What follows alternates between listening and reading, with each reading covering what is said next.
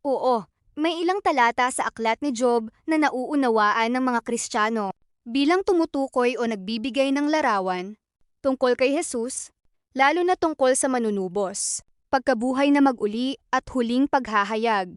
Hindi lahat ay direktang propesiya gaya ng mga nasa Isaías o Mikas. Kaya mahalagang tingnan ang konteksto. Una, Job 9:25-27. Ang aking manunubos ay buhay, sapagkat nalalaman ko na ang aking manunubos ay buhay. At sa wakas ay tatayo siya sa ibabaw ng lupa. Job 19:25. Kaugnayan kay Jesus. Ito ang pinakakilalang talata sa Job na iniuugnay kay Kristo. Si Jesus ang tinatawag sa bagong tipan na manunubos at nagbibigay ng buhay na walang hanggan. Job 19:25. Ang aking manunubos ay buhay. Juan 11:25. Sinabi ni Jesus, "Ako ang pagkabuhay na mag-uli at ang buhay." 1 Pedro 1:18-19. Tinutukoy ang pagtubos sa pamamagitan ng dugo ni Kristo.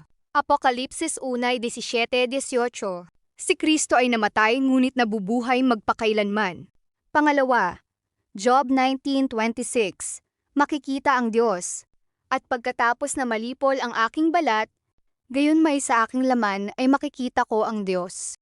Makikita rito ang matinding pag-asa ni Job na, kahit mamatay siya, darating ang panahon na makikita niya ang Diyos. Kaugnayan sa bagong tipan. Una Juan 3:2. Makikita natin siya kung ano talaga siya. Apokalipsis 22:4. Makikita nila ang kanyang mukha. Pangatlo, Job 19:27. Personal na pagkikita. Na siya'y aking makikita, at makikita siya ng aking mga mata, hindi ng iba. Ang pag-asa nito ay maaaring kaugnay sa muling pagkabuhay at sa personal na pagkikita ng mga mananampalataya kay Kristo. Juan 20:27-28 ay magandang at parang larawan. Nakita at nakilala ng mga alagad ang muling nabuhay ni Jesus. Ikaapat, Job 32:23.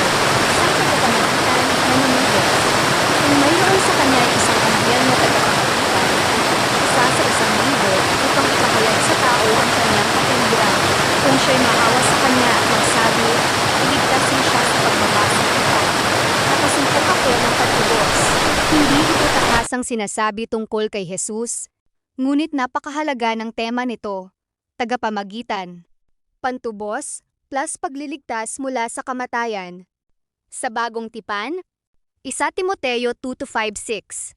May isang Diyos at isang tagapamagitan sa Diyos at sa mga tao, ang taong si Kristo Jesus, na nagbigay ng kanyang sarili na pantubos para sa lahat.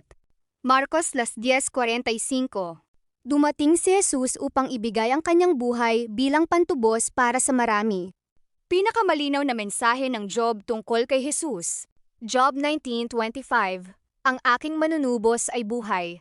Jesus, namatay at muling nabuhay. 1 Korinto 15:20 ng hating gabi. Si Kristo ay muling binuhay mula sa mga patay. Job 19:26. Makikita ko ang Diyos. 1 Juan 3:2. Makikita natin siya kung ano talaga siya.